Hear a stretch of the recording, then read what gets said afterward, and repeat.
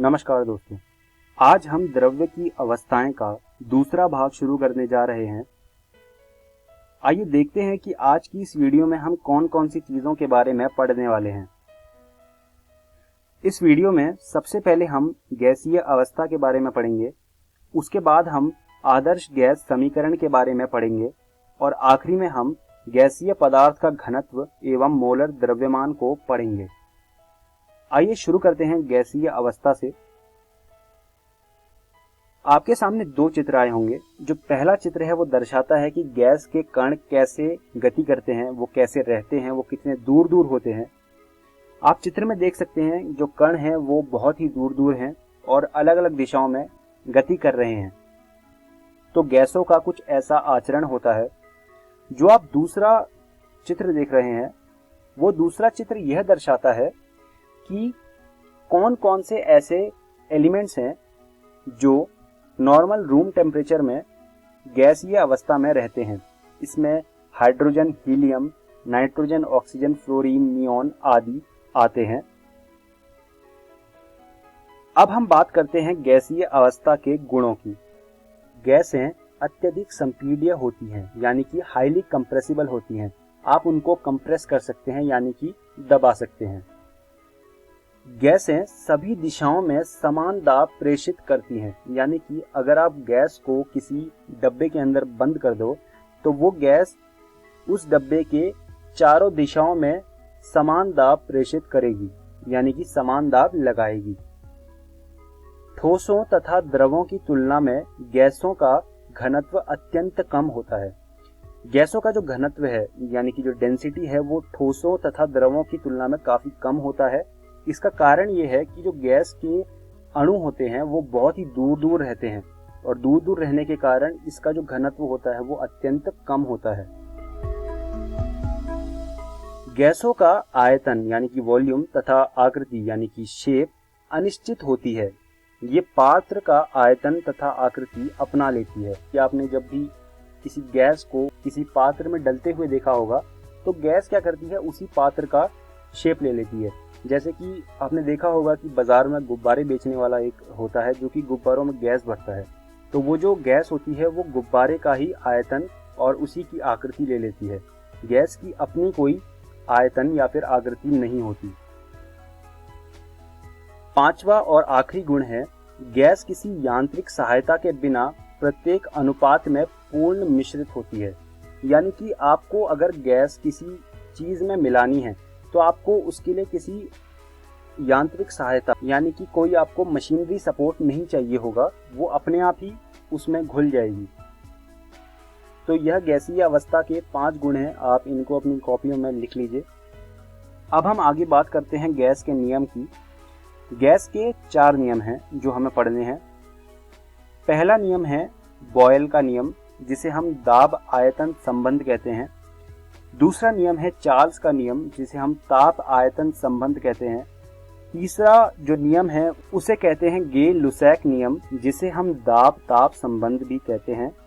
और चौथा नियम है उसे हम कहते हैं आवागाद्रो नियम, इसे आयतन मात्रा संबंध भी कहते हैं। ये जो आप ब्रैकेट में देख रहे हैं, दाब आयतन, दाब ताप और आयतन मात्रा, होता क्या है कि हम लोग इन सभी नियमों में इन दो चीजों की जो ब्रैकेट के अंदर लिखा हुआ है उनके बीच हम संबंध देखेंगे, तो इसलिए हमने उसको ब्रैकेट में लिखा हुआ है। तो आइए शुरू करते हैं बॉयल के नियम से। बॉयल का नियम कहता है कि स्थिर ताप पर गैसों की निश्चित मात्रा अर्थात मोलों की संख्या का दाब उनके आयतन के व्युत्क्रमानुपाती होता है। अगर आप देखें तो P is inversely proportional to V, यानी कि आप देख सकते हैं P और V एक दूसरे के व्युत्क्रमानुपाती हैं। और यहाँ पर एक जो कंडीशन है वो यह है कि जो T और N होगा वो स्थिर होगा।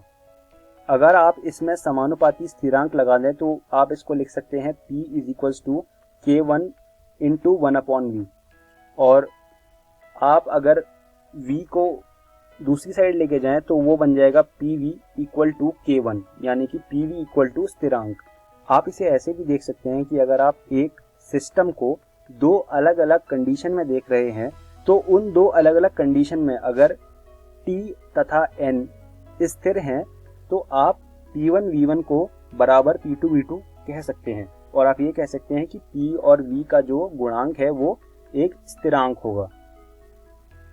फिर आप इसको थोड़ा रीअरेंज करेंगे तो P1 upon P2 V2 upon V1 बन जाएगा, और आप इन सब चीज़ों को अपनी कॉपी में लिख लीजिए।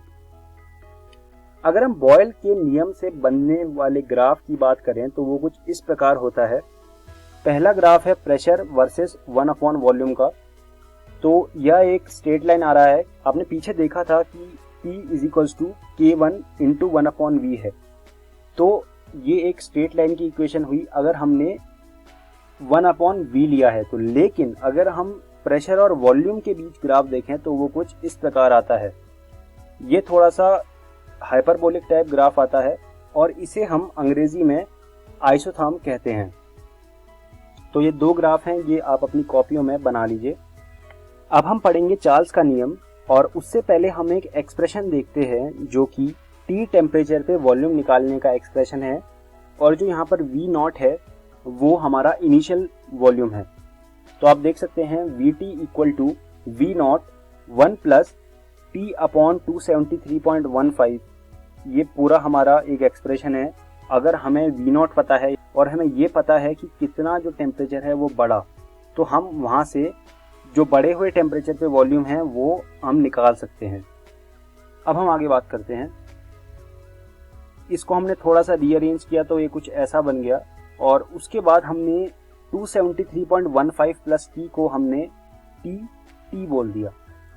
अब हम इसको थोड़ा सा रीअरेंज करेंगे तो ये बन जाएगा VT upon V not is equals to TT upon T नॉट, और हम T और T नॉट को 2 और 1 से रिप्लेस कर देते हैं तो वो बन जाएगा V2 upon V1 equal to T2 upon T1।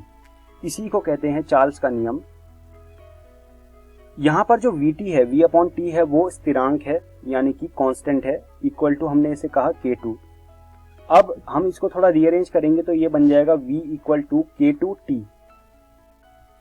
स्थिर दाब पर एक गैस की निश्चित मात्रा का आयतन उसके परम ताप के समानुपाती होता है। तो ये एक इम्पॉर्टेंट स्टेटमेंट है, आप उसको अपनी कॉपी में लिख लीजिए। अब हम देखते हैं कि चार्ल्स के नियम से जो ग्राफ होता है वो किस प्रकार बनता है। तो आप अपने स्क्रीन पर देख सकते हैं, इसका जो ग्राफ होता है वो स्ट्रेट लाइन बनता है जो कि ओरिजिन से पास होता है। और ऐसा क्यों है? क्योंकि जो हमने पीछे अभी इक्वेशन देखी थी V is equals to T into K, वो एक स्ट्रेट लाइन की इक्वेशन थी। तो यहाँ पर आप देख सकते हैं। और यहाँ पर एक और इम्पॉर्टेंट चीज़ जो मैं आपको बताना चाहता हूँ, यहाँ पर V is equals to T into K था और प्रेशर जो था वो स्थिर था। तो मान लीजिए आपके सामने ग्राफ आया और उसमें ऐसी रेखाएं खींची हुई है, तो जो सबसे ऊपर वाली रेखा होगी वो P1, P2, P3 और P4 ऐसे करके हमने उसको नंबरिंग दी है। सबसे ऊपर वाली जो रेखा है वो P1 है, उससे नीचे वाली जो रेखा है वो P2 है, और उससे नीचे वाली P3 और उससे नीचे वाली P4। तो आप देख सकते हैं P4 का प्रेशर सबसे ज़्यादा होगा, उससे कम P3, उससे कम P2 और उससे कम P1। यानी कि जो सबसे नीचे वाली रेखा है उसका सबसे ज़्यादा प्रेशर, फिर उससे कम उसकी ऊपर वाली का, उससे कम उससे ऊपर वाली का, और सबसे कम सबसे ऊपर वाली का। ये बहुत ज़रूरी है, परीक्षाओं में पूछा जाता है, तो इसको आप याद रखिए और इस ग्राफ को आप अपनी कॉपी में बना लीजिए। अब हम बात करते हैं गेल-उसैक नियम की। गेल-उसैक नियम कहता है कि स्थिर आयतन पर किसी निश्चित मात्रा वाली गैस का दाब उसके ताप के समानुपाती होता है, यानी कि जो प्रेशर है वो डायरेक्टली प्रोपोर्शनल होगा टेम्परेचर के। अगर हम P और T को एक ही तरफ ले आएं तो P अपॉन T हमारा बन जाएगा K3 जो कि एक स्थिरांक होगा। और अगर हम इसके लिए ग्राफ देखना चाहें तो वो आपकी स्क्रीन पर बना हुआ है। इसका ग्राफ भी एक स्ट्रेट लाइन आता है क्योंकि ये भी एक स्ट्रेट लाइन की इक्वेशन है, P is equals to K3 into T। तो अब यहाँ पर क्या होगा कि वॉल्यूम यानी कि जो हमारा आयतन है वो हमने पहले देखा था कि वो कांस्टेंट है, वो स्थिर है। तो क्या होता है जब इनके बीच में ग्राफ बनता है तो वो ग्राफ वॉल्यूम के लिए होता है, वो जो रेखाएं होती है वो वॉल्यूम को दर्शाती हैं।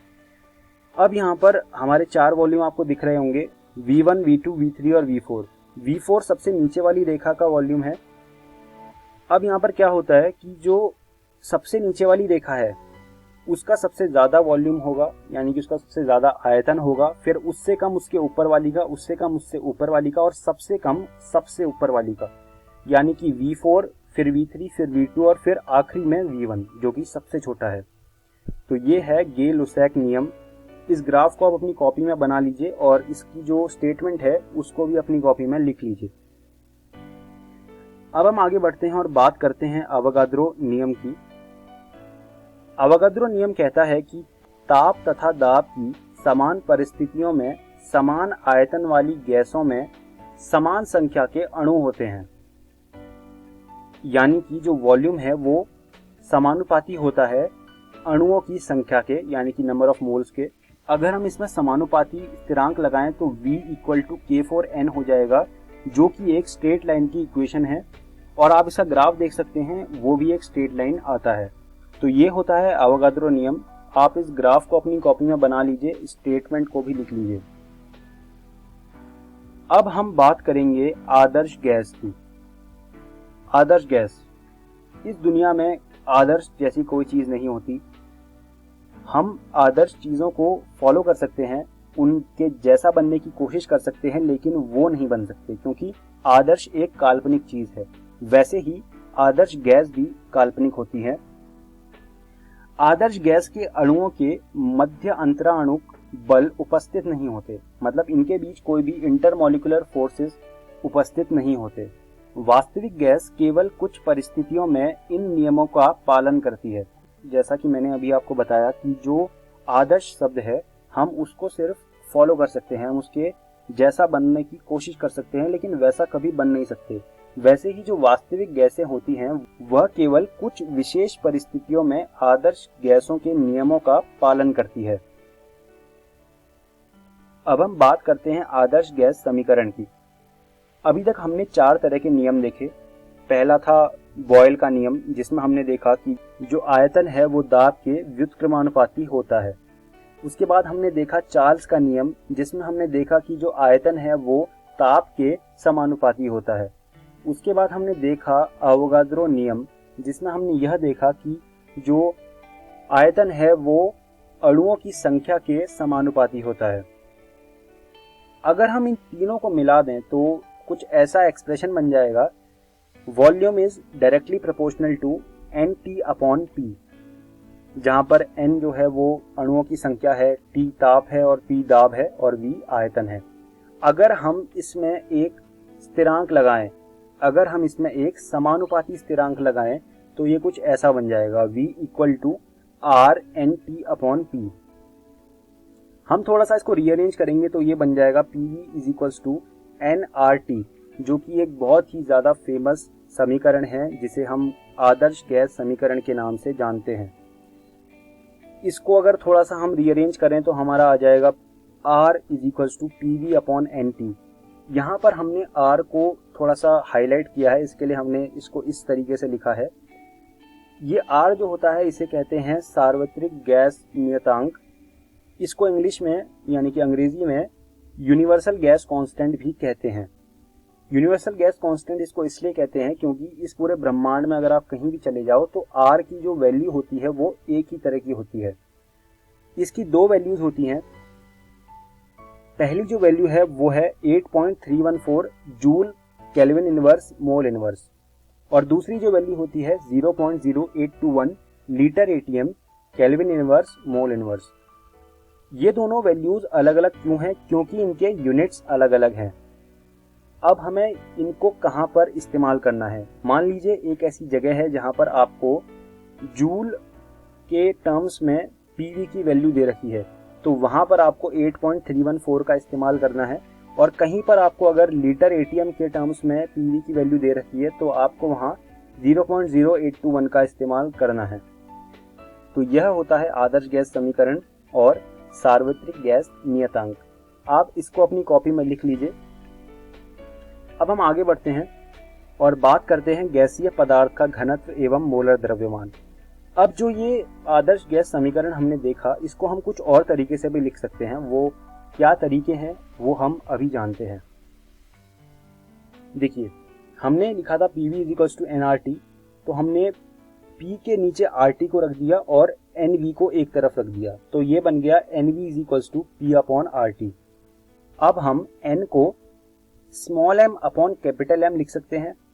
यहाँ पर स्मॉल m हमारा गिवन मास है और कैपिटल M हमारा मोलर मास है। अब हम क्या करेंगे, जो हमारा स्मॉल m अपॉन V है वो हमें डेंसिटी देता है, D देता है, यानी कि घनत्व देता है। तो हम स्मॉल m अपॉन V को D लिख सकते हैं, तो D upon M is equals to P upon RT बन जाएगा हमारा यहाँ से। अब हम इसको थोड़ा सा रीअरेंज करेंगे तो ये बन जाएगा M is equals to DRT upon P। ये हमारा घनत्व एवं मोलर द्रव्यमान के टर्म्स में आदर्श गैस समीकरण है। यहाँ पर जो D है वो घनत्व को दर्शाता है। तो अब हम इस वीडियो के अंत में आ गए हैं, तो आइए देखते हैं कि आज हमने कौन कौन सी चीज़ों के बारे में पढ़ा।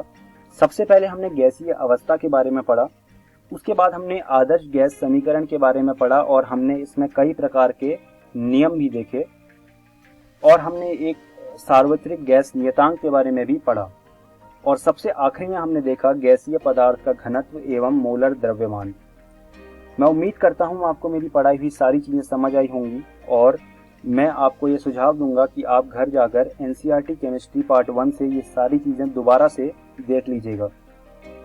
आने वाली वीडियो में हम लोग देखेंगे डाल्टन का आंशिक दाब का नियम, उसके बाद हम पढ़ेंगे गतिज ऊर्जा एवं अणुक गति के बारे में, और फिर हम देखेंगे गैसों का अणुगतिक सिद्धांत। धन्यवाद दोस्तों।